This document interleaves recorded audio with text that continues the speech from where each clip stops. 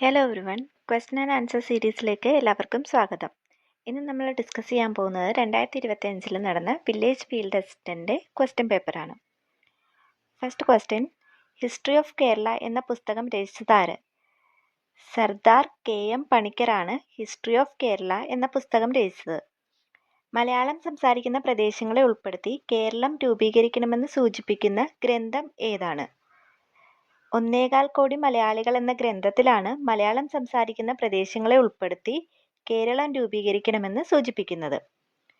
പഞ്ചശീല തത്വങ്ങൾ ഒപ്പുവെച്ച രാജ്യങ്ങൾ. ഇന്ത്യയും ചൈനയുമാണ് പഞ്ചശീല തത്വങ്ങൾ ഒപ്പുവെച്ച രാജ്യങ്ങൾ.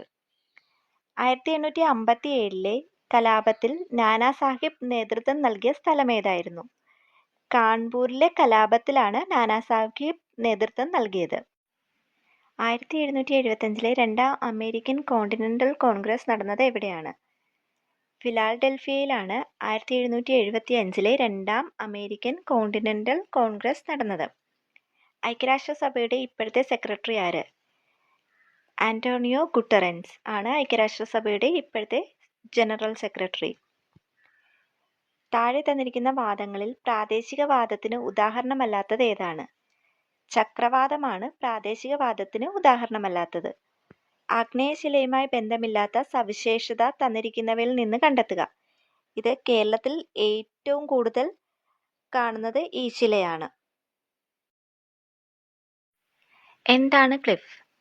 ഇത് ഒരു തിരമാലയുമായി ബന്ധപ്പെട്ട ഭൂരൂപമാണ്. ഇതാണ് കറക്റ്റ് ഓപ്ഷനായിട്ട് വരിക. ക്ലിഫ് എന്ന് പറയുന്നത് തിരമാലയുമായി ബന്ധപ്പെട്ട ഭൂരൂപമാണ്. താഴെ പറയുന്നവയിൽ കൂട്ടത്തിൽ ചേരാത്ത ഭൂരൂപം ഏതെന്ന് തിരിച്ചറിയുക. ടെറായി ആണ് കൂട്ടത്തിൽ ചേരാത്ത ഭൂരൂപമായി വരുന്നത്.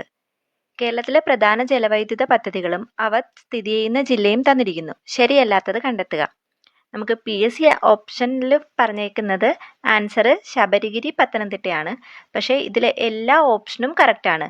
കുറ്റ്യാടി കോഴിക്കോടാണ്, ഷോളയാർ തൃശ്ശൂരാണ്, കല്ലട കൊല്ലാണ്, ശബരിഗിരി പത്തനംതിട്ട ജില്ലയിലാണുള്ളത്. സമീപകാലത്ത് ഇന്ത്യൻ കരസേന വിജയ് ദുർഗ് എന്ന പേര് മാറ്റിയ ഫോർട്ട് വില്യം എവിടെയാണ്? കൊൽക്കത്തയിലാണ് വിജയ് ദുർഗ് എന്ന ഫോർട്ട്.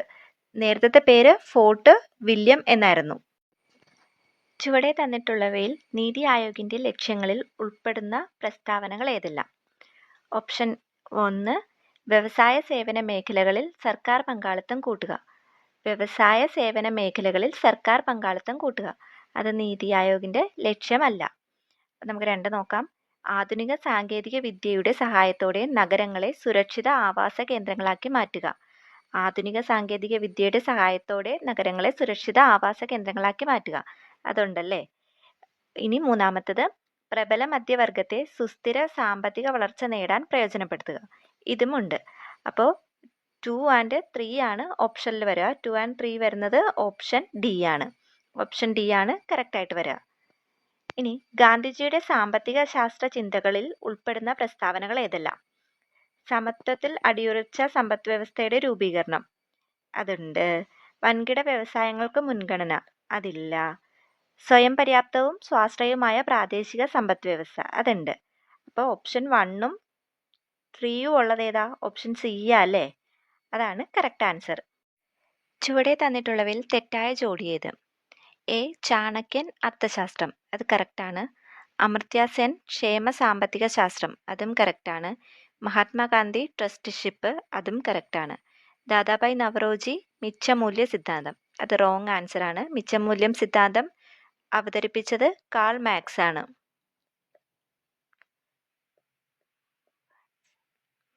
താഴെ തന്നിട്ടുള്ളവയിൽ 2024 പത്മവിഭൂഷൺ ബഹുമതി ലഭിച്ച വ്യക്തി. 2024 പത്മവിഭൂഷൺ ലഭിച്ചത് പത്മ സുബ്രഹ്മണ്യത്തിനാണ്. ചുവടെ തന്നിട്ടുള്ളവയിൽ ഉൽപാദക ഘടകമായ മൂലധനത്തിന്റെ സവിശേഷതകളിൽ ഉൾപ്പെടുന്ന പ്രസ്താവനകൾ ഏതെല്ലാം? ഉൽപാദക ഘടകമായ മൂലധനത്തിന്റെ സവിശേഷതകളിൽ ഉൾപ്പെടുന്ന പ്രസ്താവനകൾ. 1, മൂലധനം മറ്റെല്ലാ ഉൽപാദക ഘടകങ്ങളെയും സഹായിക്കുന്നു. ശരിയാണ്. മൂലധനം തൊഴിലാളികളുടെ ഉൽപ്പന്ന നിർമ്മാണത്തിനുള്ള ശേഷി വർദ്ധിപ്പിക്കുന്നു. അതും ശരിയാണ്. മൂലധനത്തിനുള്ള പ്രതിഫലം ലാഭമാണ്. അത് തെറ്റാണ്. അപ്പോൾ 1ഉം 2ഉം ശരിയായ ഓപ്ഷൻ ഏതാ വരുന്നത്? B അല്ലേ വരുന്നത്? B ആണ് കറക്റ്റ് ആൻസർ ആയിട്ട് വരുന്നത്. അടുത്ത ക്വസ്റ്റ്യൻ, ചുവടെ തന്നിട്ടുള്ളവരിൽ ഇന്ത്യയുടെ ധനകാര്യ വകുപ്പ് മന്ത്രിയായിട്ടുള്ളവർ ആരെല്ലാം? നിർമ്മല സീതാരാമൻ ആണ്, ഇപ്പോഴത്തെ ധനകാര്യമന്ത്രിയാണ് നിർമ്മല സീതാരാമൻ. മൊറാർജി ദേശായി ധനകാര്യമന്ത്രി ആയിട്ടുണ്ട്. ചരൺ സിംഗ് ധനകാര്യമന്ത്രി ആയിട്ടുണ്ട്. അപ്പം 3ഉം കറക്റ്റ് ആൻസർ അല്ലേ?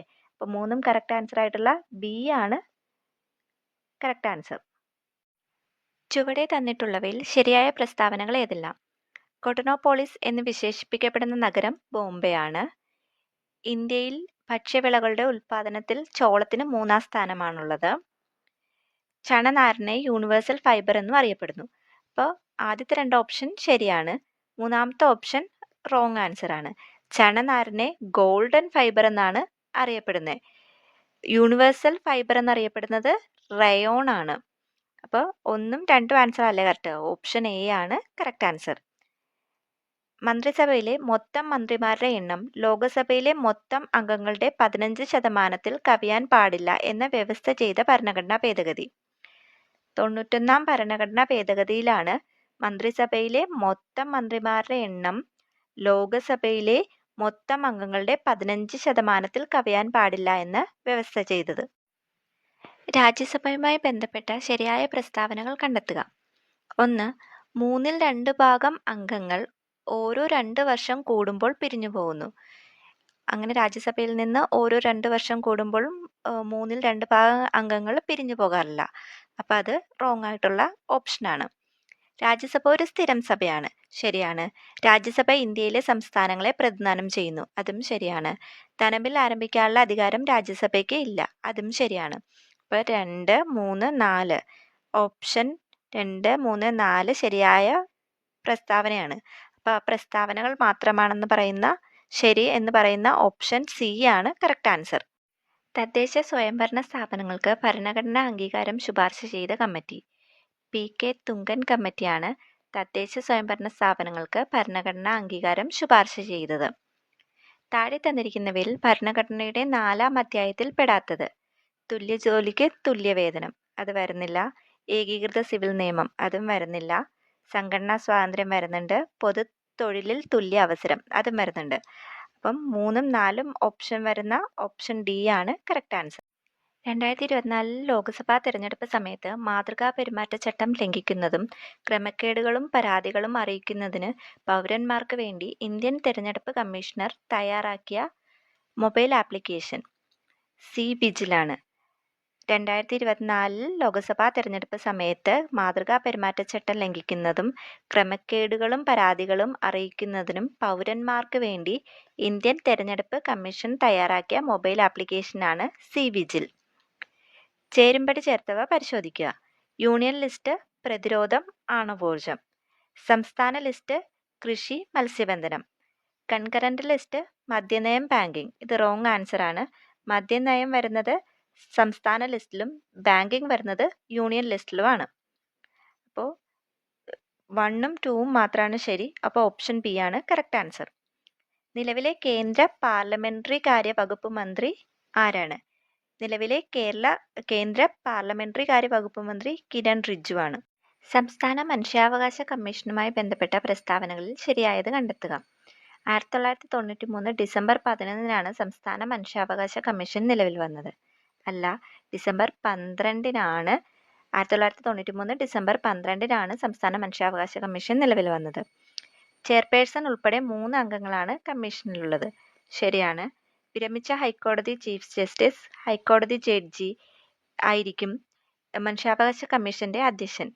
അത് കറക്റ്റാണ്. ഇപ്പോൾ 2 and 3 കറക്റ്റാണ്. ഇപ്പോൾ ബി ഓപ്ഷനാണ് കറക്റ്റായിട്ട് വരിക.